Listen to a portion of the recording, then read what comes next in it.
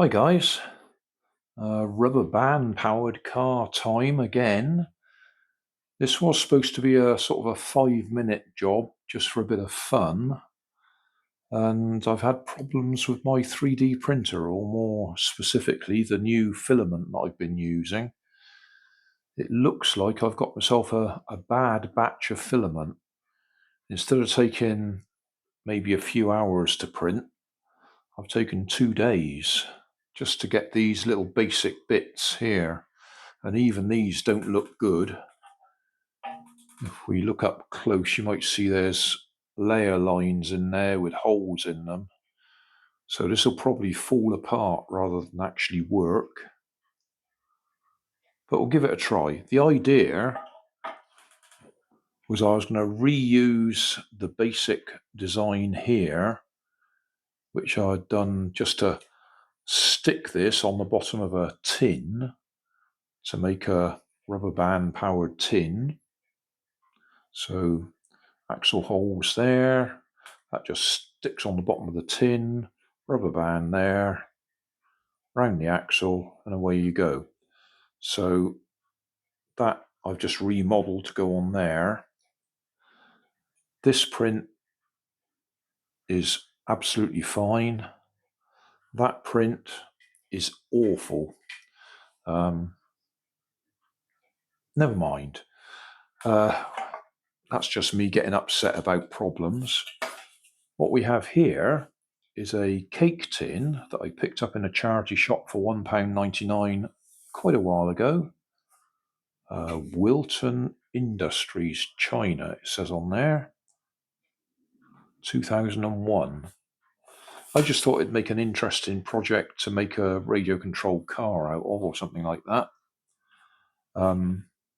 Couple of options. One option is to actually use this as a mould, which is what it is, and layer it with papier-mâché, wet paper with glue on it, and make a body shell out of paper.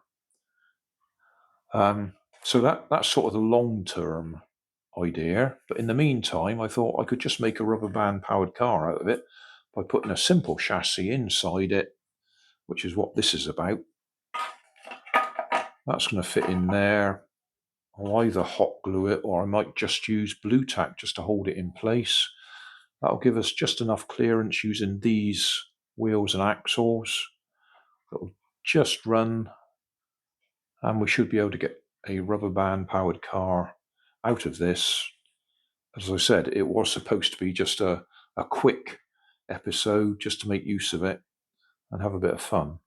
Anyway, I will put the wheels in, put a rubber band on it, and we'll see if it'll actually run. Here we go again. Wireless microphones failed. I've let the battery run out, so I'm having to do a voiceover. Chassis in place, just use blue tack to hold it in place. As you can see, it's running very smoothly. Got 2 rubber bands there. They go underneath the back axle from the angle we're looking. Or at least they will when I can sort myself out. Nope, can't do it with that hand. Change hands. Under the axle.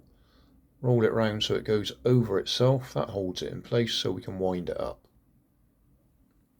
It's only a short rubber band, so it's not going to last for very long.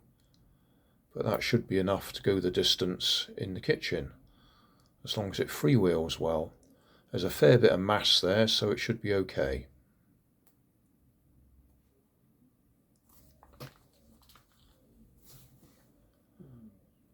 Still no audio on the video. We'll give it a quick demonstration from this end, and then we'll go and put the camera at the other end and see if we can hit the camera.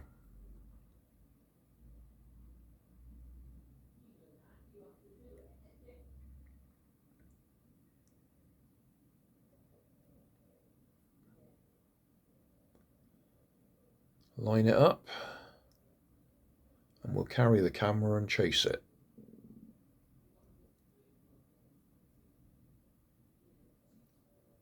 Off we go. Didn't quite wind it up enough to go the full distance. A little trick if you need more distance is to stretch the rubber bands as you're winding them up.